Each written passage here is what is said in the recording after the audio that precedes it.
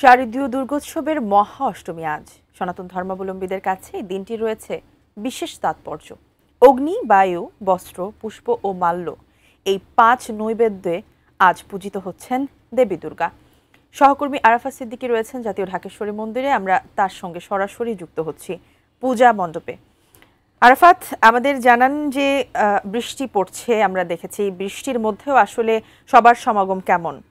ধরে বৃষ্টি হচ্ছে, সেই বৃষ্টি আমাদের আশঙ্কা ছিল হয়তো এই দুর্গোৎসবকে কিছুটা বাধাগ্রস্ত করবে। তবে আমার কাছে অন্তত ঢাকেশ্বরী জাতীয় মন্দির এসে তেমনটা মনে হয়নি যে বৃষ্টি খুব একটি ব্যাঘাত করতে পেরেছে সনাতন ধর্মের যারা এখানে এসছেন পুজো দিতে অথবা প্রণাম জানাতে কিংবা প্রার্থনা করতে, তাদের গতিপথে খুব একটি যে ব্যাঘাত করতে পেরেছেন সেটি বলা যাবে না। তবে নিঃসন্দেহে বৃষ্টি একটি দুর্ভোগের কারণ হয়ে দাঁড়িয়েছেন পুরো ঢাকা শহরের জন্য।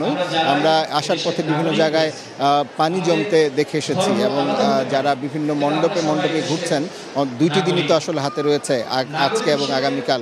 এই 2টি দিনই দুর্গোৎসবে যারা অংশ নিয়েছেন বা দুর্গোৎসবে সনাতন ধর্মের বাইরেও এই সার্বজনীন হয়ে ওঠা বাঙালির এই উৎসবটাকে যারা আপন করে নিয়েছেন, তাদের জন্য আসলে একটি দুর্ভোগের কারণ হয়ে উঠেছে এই মুষলধারে বৃষ্টি।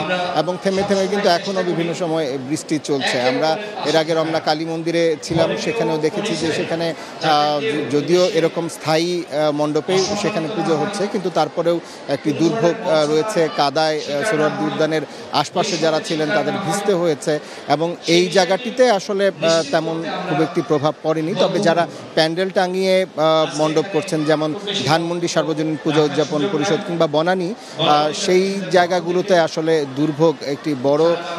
দুর্ভোগের একটি বড় কারণ হয়ে দেখা দিয়েছে এই মুষলধারে বৃষ্টি। এই মুহূর্তে এই ঢাকেশ্বরী জাতীয় মন্দিরে গণ অধিকার পরিষদের সাধারণ সম্পাদক তিনি বক্তব্য রাখছেন এবং শারদীয় শুভেচ্ছা বিনিময় করতে আসা এখানে যে স্থায়ী মঞ্চটি করা হয়েছে, সেই মঞ্চের থেকেই যে যার মতো করে তাদের এই যে অসাম্প্রদায়িক বাংলাদেশ গড়ে তোলার যে প্রেরণা, সেই প্রেরণার পক্ষে তারা বক্তব্য দিয়ে যাচ্ছেন। তো এই ছিল আমার কাছে এখন এই ঢাকেশ্বরী জাতীয় মন্দির থেকে সবশেষ।